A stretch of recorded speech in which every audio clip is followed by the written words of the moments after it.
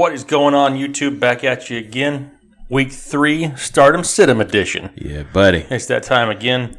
You got to start going through some of these names that you may want or you may not want in your lineup. Exactly. I mean, these aren't. I mean, some of them are pretty big names. Yeah.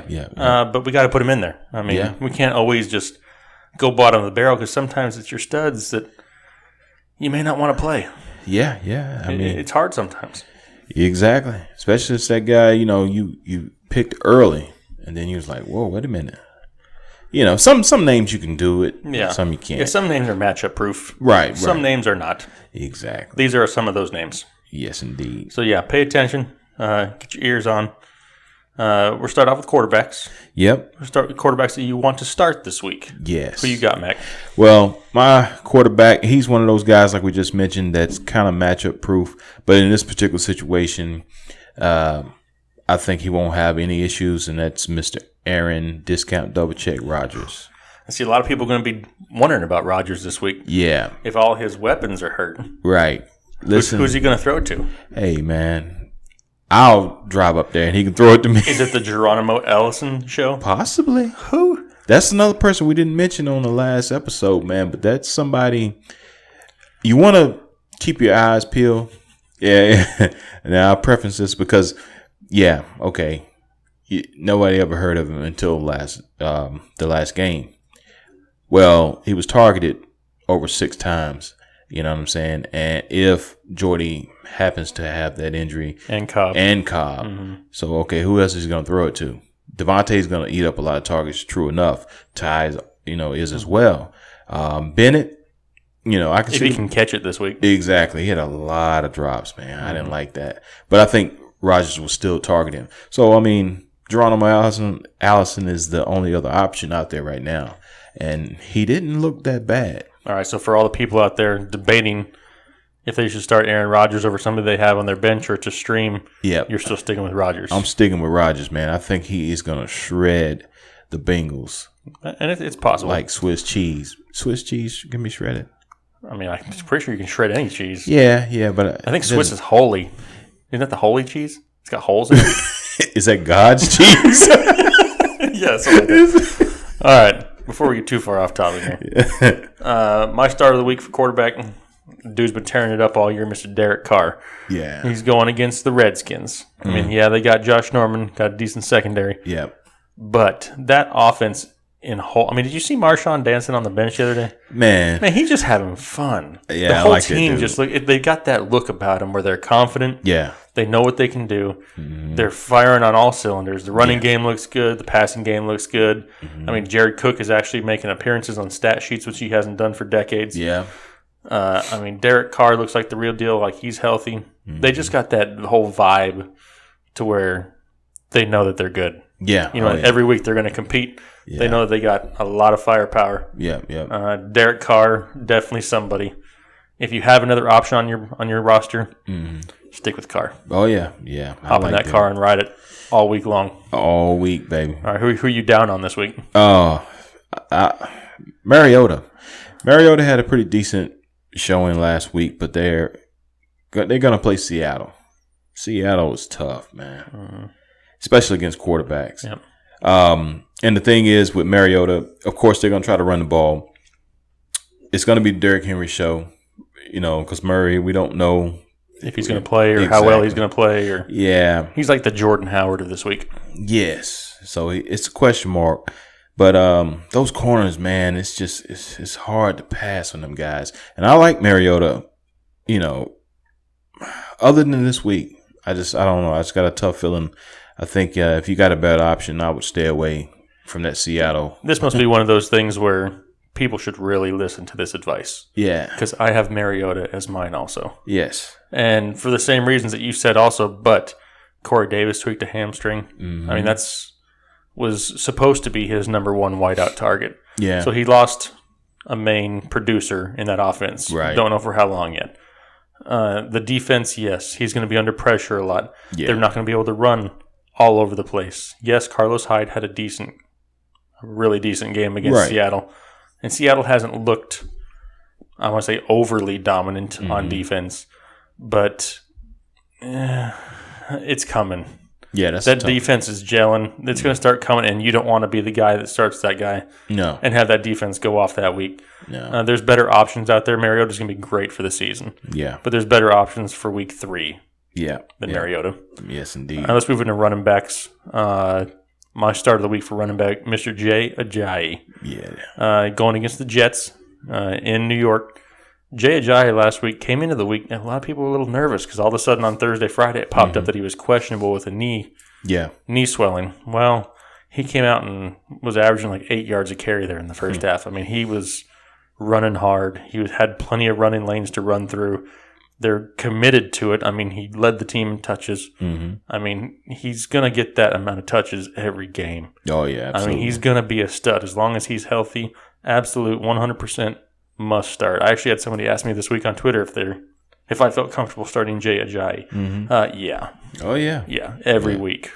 Yeah. The J train's going to be rolling this week, man. That's right. I definitely agree with that. Load up on the pickle juice. Yeah. My start of the week, man, is a Mr. Todd Gurley. You know, I've been high on him all season, you know, early in the season and everything like that. And the Rams offense is starting to click. You know, Goff is actually starting to act like he knows how to play. Cooper Kupp is, I don't know, it just came out of nowhere. And this guy is just catching everything that's thrown his way. Yep, and Kupp had I want to say a down week. I mean, he wasn't like overly productive this week, but I think you could still see that Goff is going to rely on him. Oh, yeah. Heavily. Yeah. I don't know if we're going to see a whole lot of down the field throwing from Goff. No. He's going to be like the Alex Smith type. Right. The old Alex Smith type. Yeah. The check down Alex Smith type. 49ers Alex Smith. Exactly. That's what we're going to see from Jared Goff, which is okay. He's not going to light up the stat sheet. He's going to be, you know, one touchdown here or there, but he's not going to have huge numbers. No. But Kupp is his safety blanket. Yeah. And so far, Gurley seems to be too. He's dumping it off a lot to Gurley too. Exactly. And again, they're playing the 49ers. So, you know, Gurley, in this situation, you know, the 49ers give up a lot of yards in between the tackles, let alone in the passing aspect. So, and Gurley's been used in both sides of you. Good? I'm good. So, it's one of those things where he's going to come out, probably catch, you know, 9 or 10 balls, and I can see him running close to 100 yards. Yeah, definitely possible. So, yeah, I definitely like Gurley. My sit of the week, since we're staying with running backs, is Mr. Leonard Fournette. You looked at my sheet. Hey, great minds think alike. I know. Man. Well, I was going to go ahead. I'll let you finish, and then I'll tell you what I was going to do, but you go ahead. But, Fournette, for me, this week, coming up against the Ravens is not an ideal matchup. The last game, actually, he had a touchdown, and that pretty much saved his statistical output. But that offense is not clicking, and they can't depend on him to be the bell cow, and especially not against the Ravens front. The Suggs is still doing his thing. Mosley, T-Sizzle. Yeah, man, they're tough. So Fournette for me is no bueno. Right. I had Fournette also, but I'll change it up so we don't have the same guys. Right. I was back and forth between him and DeMarco Murray. Right. I know we just talked about Mariota. Same thing goes for Murray. The injury concerns coming into the week, the lack of usage. Yeah. I mean, everything is going against DeMarco Murray right now. Yeah. I don't think it's time to just totally jump off the DeMarco Murray train. Right. But it may be time to start looking at it on a week-to-week basis and looking at matchups and see who you have available on your bench. Because if Henry's going to start getting the bulk of the carries, I'm not too high on DeMarco, especially against Seattle. Oh, yeah. It's just not a good situation. Right. Not this week, anyway. Yeah. We'll go with DeMarco Murray also. But, yeah, I agree with you on Leonard Fournette. I mean, this is the prime example of what we were talking about in the preseason. Fournette's going to come out and have a huge week. He's going to come out and have a not-so-huge week. Yeah. Had he not gotten that touchdown late yesterday, I think he ended up with 40-some yards rushing. I mean, 46 or something like that. Yeah, it's going to be up and down. It's not going to be consistent for Fournette. Yeah, and you know, his schedule for the next couple of games is horrible. horrible. Yes, for running back. So, my sneaky advice, if you're a Fournette owner, you might want to try to sell high on him now, to try to get what you can out of him. Because, like I said, he's going to have a few bad weeks. Mm-hmm. And if you can end up getting a decent running back who's got a better schedule going forward, I would do it. Or what about wide receiver? What do you have? Wide receiver, I'm looking at Mr. Antonio Brown. Oh. And I get it. I know what you're saying. But don't look at the previous showing because they went against a Vikings defense, that's pretty good, which it kind of alludes to my sit, but I'll finish my start. Antonio Brown against the Bears, for me, man, and especially him coming off this performance he had, I think he's going to be big. Antonio's going to be huge, man. He's still wide receiver one all day. To me, the best wide receiver in the game. And that's not because I'm a Steelers fan, even though I am. Just off of stats alone and just his pure skill level, man. And I think Ben is going to make a conscious effort to get him the ball, get him more involved, because the running game, for some odd reason, is just non-existent. Le'Veon don't care. And that's it. It looks like he doesn't care. Yeah, and that's he looks sad. like he's not going to get extended. Yeah, and he's not going to go out there and kill himself for a team that doesn't want him. And that's weird. They want him. They just don't want him for what he wants to make. It's so weird. You got two of the top tier backs in this past week that had subpar games, and they looked like mentally they were checked out. Zeke being the other one. Zeke looked awful the last game. Even on the sidelines, man, he just looked like he was disconnected. But anyway, I don't want to get off on another tangent. But for me, Antonio Brown is must start. Right. I'm gonna go DeAndre Hopkins. I think we saw it on Thursday. Watson is locked in. Almost every passing play, he's looking at Hopkins. Yeah. He's going against New England. In New England, which isn't ideal. But if New England can get some options back on offense, look what they put up. Oh, yeah. I mean, that looked like vintage New England. Yeah. Scoring-wise, offense-wise this weekend. They're going to have to throw to keep up. They're going to have to. And if he's locked into Hopkins, I can see Hopkins getting an easy $120, 1-2 touchdowns this week. Yeah. I mean, he's got the talent. Now he's got the opportunity because Deshaun's throwing it to him. D-Hop all the way for me. Yeah. I can agree with that. My sit for the week, and I know a lot of people are going to be like, I don't know, because of his performance, it's Mr. Mike Evans. Oh, Lord. Yeah, and again, that kind of connects with the start of the week when I was talking about Antonio Brown, going back to his game with the Vikings. Xavier Rhodes, man, ain't no joke. You know what I mean? And he's going to be locked in on Evans. So in saying that, yeah, I can't see him having the statistical extravaganza like he had this past week. Where'd that you like that? You like that? We need that. Yeah, we need that sound bite. Yeah, but yeah, they're going to take away their best option, and of course, it's Mike. They've got other weapons around. D-Jax. I look for him to have a good game in this showing. But yeah, Mike Evans to me is not a good start. I mean, he held Antonio Brown to 62 yards. I just if I was a betting man, I just couldn't put my money down on that. Right. My sit of the week, I'm going Mr. Terrell Pryor. Okay. Terrell Pryor, highly drafted. Yeah. All the potential.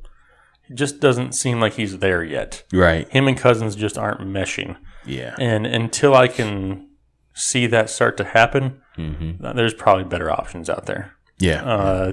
I mean, they're playing against Oakland. They're going to have to throw it to stay involved also. But I just can't see Pryor. I see it starting to lean more towards Crowder. Yeah. If Crowder's going to be healthy, then he's going to start getting more and more looks. I know Jordan Reed is banged up as usual. Just until I can see Terrell Pryor and Kirk Cousins on the same page, I don't trust it. Yeah. I like him. I like Terrell Pryor. He got all the talent and potential. He just hasn't shown it yet. Right. And if I'm going to put you in as my wide receiver 1 or 2, I want it to be somebody that I can I can count on that I know is, at least I know he's going to be involved. I don't see that with Pryor. He doesn't seem overly energetic either. Yeah. He's there, and he's trying. It just doesn't seem like he's trying hard enough. Well, which I hate to say because the dude's out there busting his butt as I'm sitting here in a chair talking about him. It just, on film, it just doesn't look like he's 100%. Well, I mean, the past 2 games he's had quite a few drops. Going into preseason and everything like that, man, he sounded like he was catching everything that was coming his way. So again, I think, like you said, it's probably got a lot to do with the chemistry between him and Kurt. And again, I agree. Until he can show that consistency with Kurt, I'd stay away as well. Okay, what do you got? You got tight end? Tight end. I want to go. I like Mr. Ertz against the Giants. It hurts. I think the Giants they're gonna take away the main options, which of course is Alshon.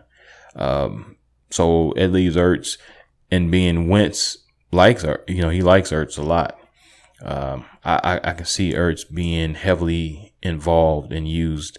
And the Giants are not overly great when it comes to guarding tight ends. A lot of tight ends have had, somewhat success with them. So for me, Ertz is the guy. Yeah, I mean, Ertz is a good play. Yeah. He's always going to be involved. Yeah. Him and Wentz have hit it off from the beginning last year. Yeah. My star of the week's going to old man Jason Witten. Yeah. He had a huge game against Denver, and I think we're going to start seeing a lot of this. They got another tough matchup against Arizona. Right.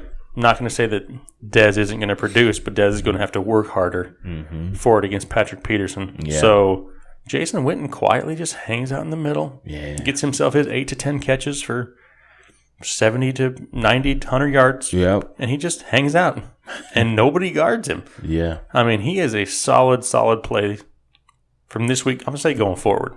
Oh, yeah. Dak obviously trusts him. I mean, he's probably one of the most reliable tight ends ever. Yeah. I mean, him and Tony Gonzalez. Yeah. Antonio Gates.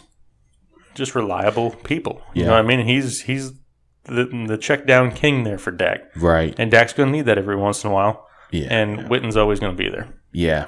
Yeah. And especially until, I guess, Zeke finally shows back up, what his deal was. That was just, man, I'm not even a Dallas fan, but just looking from a fantasy standpoint, a lot of people who drafted Zeke and was really excited about the fact that they kind of stayed that little suspension situation were expecting a lot from him, and he's just not really produced, like they thought. So yeah. One thing that worried me the most about Zeke, or irritated me the most, is there's a play in the game where he was going out on a pass route, and there was an interception right behind him. Yeah, he didn't even try. No. Was he going to catch him? Probably not.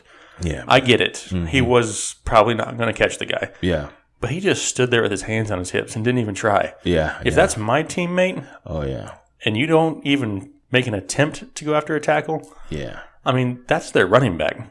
That's arguably the fastest guy on the field for Dallas at that point. Yeah. And a leader, supposedly. And he didn't even turn around and make an effort. Yeah. That's what bothers me. Yeah. I mean, they were getting their butt kicked. They were out of it by then. But still. Yeah. You got to keep on fighting. And I just didn't see that. And that irritated me. Yeah. I'm not a Dallas fan either. Yeah. I mean, but body language says a lot. A lot of times, we try to keep things in or whatever, but sometimes it just leaks out, through the way we do certain things. And that, to me, showed he mentally checked out. Yep, he wasn't in it. And being a leader, you don't want to see that, because, I mean, your other teammates going to be like, oh, wow, well, if he's not doing it, then why should I? So, yeah, man, I don't. But my sit for tight ends is going to be Clay for this week against the Broncos. Charles Clay, we talked about him before. I think going forward, he's still going to be one of Tyrod's, main targets. But, this Broncos defense, man, they're clicking pretty good. It all depends. Shady's still going to do his thing, but Clay, to me, is if not the second option, until Zay Jones comes and shows what he can do. Zay almost did it this weekend. Yeah, he was close. He was close, man. I don't want to say that, that brought down his spirits at all. Right. I mean, he had a chance to almost win the game for him. Yeah. And it just tipped off the tip of his fingertips. But yeah, what I took away from that is that Tyrod trusted him enough to even throw him the ball in that situation. Right. And that says something. Oh, yeah. That says something. So going forward, Zay Jones, I think, is going to start getting some confidence. Oh, yeah. He knows people are going to believe in him, and he's going to turn around. Yeah. But, like I said, and Clay's been kind of, the safety blanket for Tyrod. But again, against this Bronco defense, man, they're going to have so much pressure coming to Tyrod, to be honest. And I don't know if he's even going to have enough time to even get the ball off. Shady's probably going to be the first option, and often. Lots of dump offs to Shady. Exactly. So for me, Clay is just I don't trust him this week.